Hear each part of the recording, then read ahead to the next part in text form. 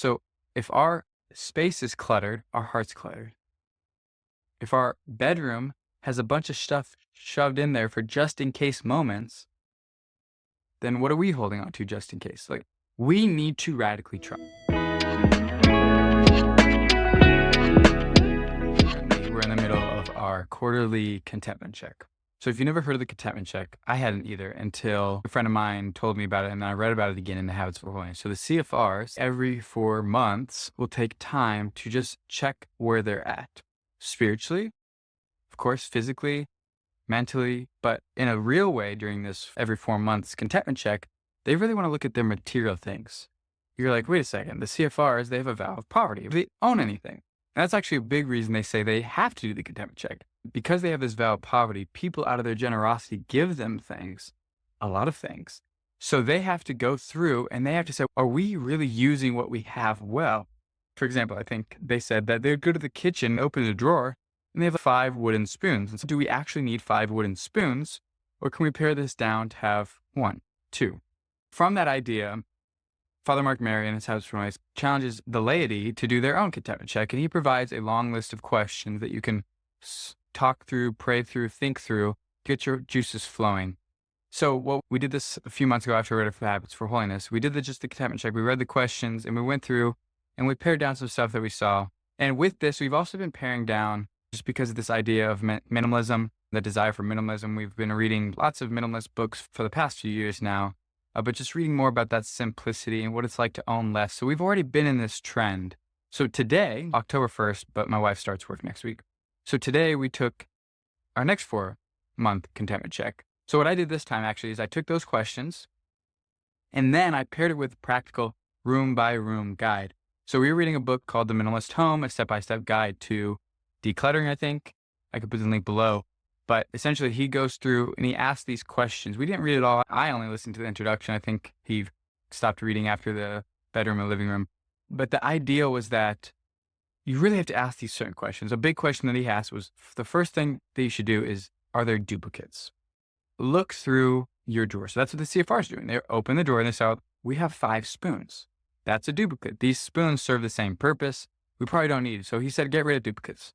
Another question he asked was, do you need this? And that's a big word, need. And from that, you can be like, what does it mean to need something? I don't need this magazine, but it brings me a lot of joy.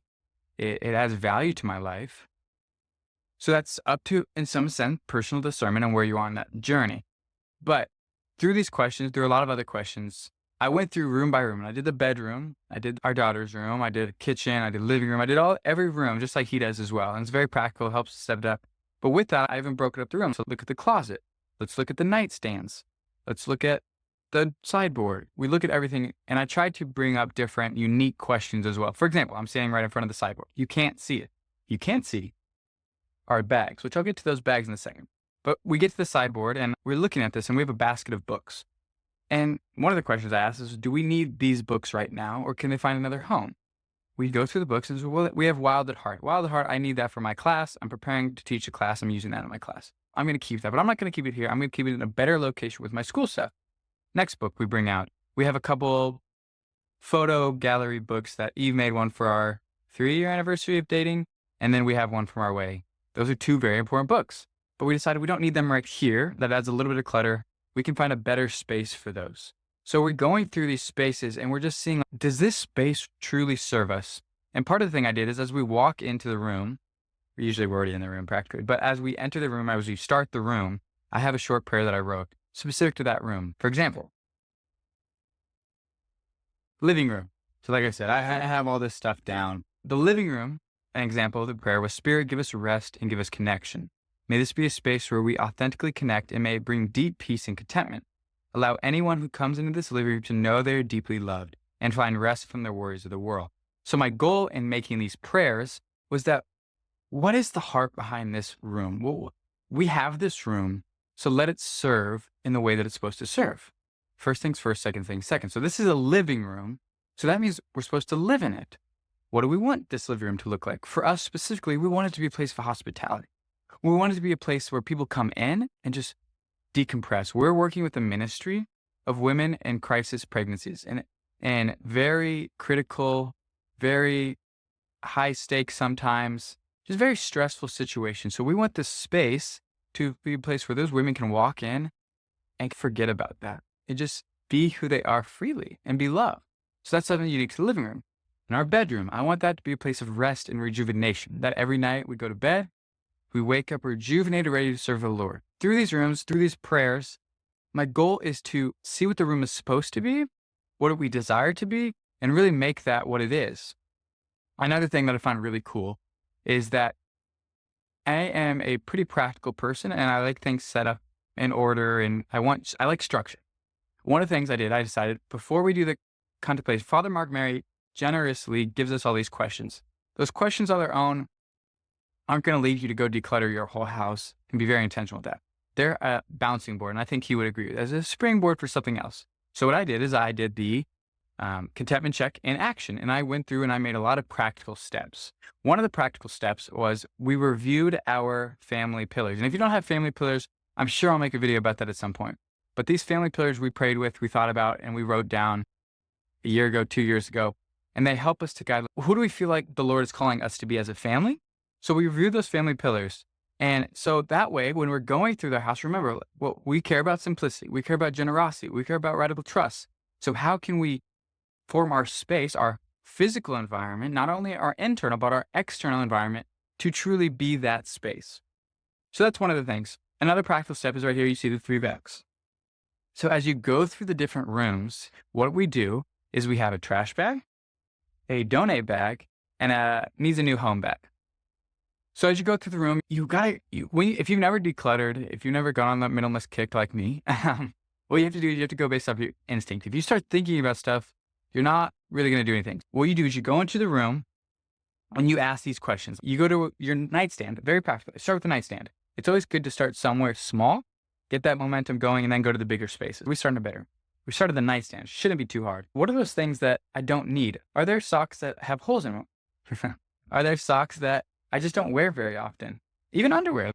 There's always one of the things I did a practical step on our thing, and it says, remember, there's only 7 days in a week, and we do laundry multiple times a day. So I don't need 16 pairs of underwear. I don't have that many, but if I did, I don't need that many. So that's something to consider. So you go through the spaces, you start that momentum, and as you get to it, you say, okay, I have this sock. I don't wear it very often, so I don't think I need it. Okay, but where does it go? If it's completely ruined, it probably goes in the trash. If it still has some life in it, then I'll probably donate it. And we just go through the space like that. So we did the bedroom, nightstands, the closet. And the first time you ever do this, it's really hard, for sure, really hard. This is our second time doing it, so it's already a little bit easier. It's still not great because as you do these contentment checks, as we found, as we do these declutterings, stuff accumulates so easily. But we've also, that in between, there's been so much more peace and ease. Like cleaning up is so much easier because we're learning like, hey, there's something out on the counter. I know that has a home. So I'm going to go put in that home. So we have less and less that's just kind of floating from one corner to another corner of just being cluttered. So we're slowly working towards this decluttering. And a big thing that I think this is doing for us is just, it's going to allow us to remember those things that we find important. One of our pillars of our family is simplicity. So this is a very practical way to just live that simplicity out, to say, hey, every 4 months, we're going to take an inventory of what we own. There's nothing that we were going to forget that we had because we're going to go through every nook and cranny. We're not going to leave a room until we completely finish it. So there's not going to be that photo that you're like, in limbo. I like this photo, sentimental, but I also want to get rid of it. I'm just going to put it there for now until I figure out a better place to do it. That's not going to be an option because we are being we're being very poignant to make sure we are very systematic and we're very thorough in every space that we're in. So right now, if you look around, it's really dirty. And it's continued to be dirty because right now we're focusing on decluttering. We're doing on a contentment check. Am I content with what I have? And that's a big thing that the CFRs said. It's in their constitutions. It's to strive to be satisfied with the minimum necessary, not the maximum allowed. And that's what you really need to. If you're going to try this contentment check, I challenge you to really strive for that step, for not settling at like, yeah, I'm going to give away this one thing. One of the kind of practical tips I put is to find 3 things for each bag in every single room. So that's going to be hard. It's some rooms you may not actually have 3 things to throw away or 3 things to donate. But if you strive for that, then you know you're going to do it. The CFR say not the maximum allowed, but the minimum necessary. So that's something we're striving for. If I come to a pair of shoes, and I wear these shoes whenever I do manual labor. So these are shoes that can get dirty. And I think, though, currently, I don't have to mow the lawn. I don't have to weed whack. I don't have to do any of that because of the circumstance we're in. So do I really need these shoes? No. And this is a special note. When you do this, there's 2 ways you can do this. And this is why we're moving away from minimalism and more to simplicity. Because minimalism, there sometimes can be a tendency to really cultivate and curate a space. So like, I'm going to get rid of this table and get a table I really love. I'm only going to have that one table and I'm going to use that table, but it's going to be a table I love. Let's go jump to the shoes example. I'm going to only buy shoes that I really love. What that can lead to is that I'm spending $250 on a nice pair of Cole Haan dress shoes. And I'm going to really like those shoes, but that's not the point we're getting at, because that's minimalism. Sure, if you only have one pair of dress shoes that are $250, that's not necessarily a bad thing, but that's not fully simplicity. Part of simplicity is that baptism of minimalism is that I have a pair of dress shoes that are worn down. They've got scuffs in them. There might be chips out of the heel, but I'm going to choose to keep those because of simplicity, because I realize that these are a gift. There's people on the streets without any shoes at all. I have a job. I have dress shoes that look very nice. So what if they have some scuffs? So that's where we see the transition from minimalism to simplicity, to owning less, to being fully satisfied with what you own. There's a difference there. And it's important to find that difference. I think that's something that I think the Lord really shook our heart when we first moved to Texas with minimalism and really forced us to be minimalist in a sense. And we could talk about that another time. But now I think we're veering more towards, well, not only do we own less, we also are satisfied with what we have.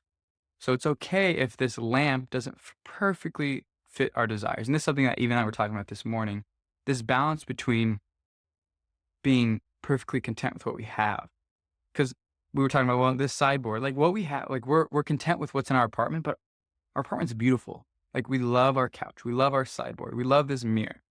That's a good. And we love that stuff. But we're like, would we still be as satisfied if this was an uglier couch, or if this sideboard was darker brown and scuffed up?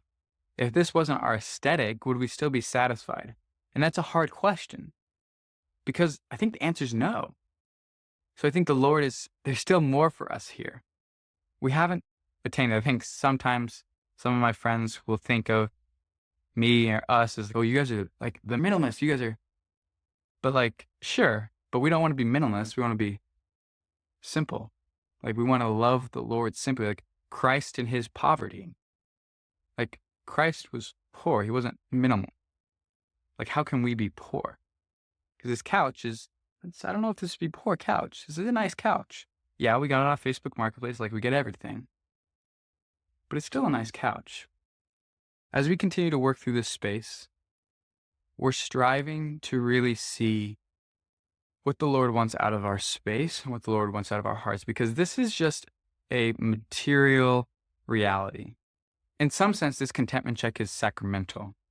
It's making visible an invisible reality. So our hearts, we're trying to be content. And thus, if we want to be content in our hearts, we have to be content in our space materially. So if our space is cluttered, our heart's cluttered. If our bedroom has a bunch of stuff shoved in there for just in case moments, then what are we holding on to just in case? Like we need to radically trust. And that's what this contentment check really also gets down to, the fact that like we're getting rid of stuff. We're donating stuff, knowing that, Lord, you will provide. Like this is horribly surface level. But I have a winter jacket that I got from a friend in college. Really nice winter jacket. I love the jacket. When we lived in Ohio, I wore it all the time. It was most comfortable. Thank you, Matt, for your jacket. But I pulled it in my closet today and I was like, I'm going to get rid of this. And there's a tendency to be like, if I go visit family over the winter time, or if we go somewhere cold over the winter time, I'm going to need a winter jacket. I need that. What if this? What if that? It's okay. Like, when's the last time I wore that? 2 years ago when we went to Boston for vacation. I don't need to hold on to that just because this might happen. I think there's a tendency in our spiritual life to do the same thing, to hold on to things. I'll hold on to this just in case. You can have this, Lord, and I'll trust you with this, Lord, but I might need this defense mechanism. I might need this plan B just in case the plan A. I trust you're good. I know your providence and you're able to do far more than all we ask or imagine, but just in case, I'm going to play a little bit safe and I'm going to hold on to this just in case. So as we do this contentment check, it's a challenge materially that hopefully will imitate in our hearts that I don't need this. I'm going to give it to someone else who might need it more. I'm going to trust that if we do need it, the need will be provided. If I go somewhere for the winter, I'll just ask one of my buddies. I'm sure someone has a coat. Tommy, can I borrow your winter coat? You're from Michigan. I'm sure you have one. Lucas, can I have your winter coat? Someone's going to have that. I don't need to hold on to that. So that's what we're looking at. This contentment check is more than just minimalism. This is simplicity and this is trust. That the Lord is good and he will provide for you. He has provided for us. He will provide for you. Like, we are not special in that way that we can live this radical lifestyle and we're just blessed because we are in a ministry position and I work for the place I work and whatever that is. Like, we're not special in that way. We've responded to the Lord in certain calls and that's why we're in this position, but we're not done yet. The Lord's not done with pruning us and challenging us. And that's why every 4 months we're going to do this contentment check. Every 4 months we're going to ask these questions. And at some point it may seem monotonous and that'll be great. But I'm sure at other points, years down the road, we'll forget these simple truths. So what I want you to do is I want you to either read Habits for Holiness, the whole book. It's a good book. Or you can just go to the contentment check at the back of the book, read that, or watch the Minimalist documentary. Like I said, Minimalist is a good place to start. It's not going to get you there. But I want you to authentically look at what you own and tell me, like, is this serving me well? Or am I serving it? Does this create peace in my life? Or does it create stress? When I walk into my bedroom, do I actually feel rested? Do I feel ready to rest? When I walk into my kids' room, can they authentically just play and engage in everything that's in the room? When I walk into my living room, do I have to, if someone's coming over, do I have to like hurry up and clean real quick before we can hang out? Or can I just be like, yeah, our living room is ready for you to live in. Our living room is a space where you can step into. So when you go home today, or if you're already home, just look around. Pull one drawer open, pull your drawer open, pull your closet open, and say, how can this space serve me better? How can this space align more with my mission in life? How can our home be not a prison for us to take care of it and serve it, but how can this home be a space that really aligns with our mission to love the Lord with everything?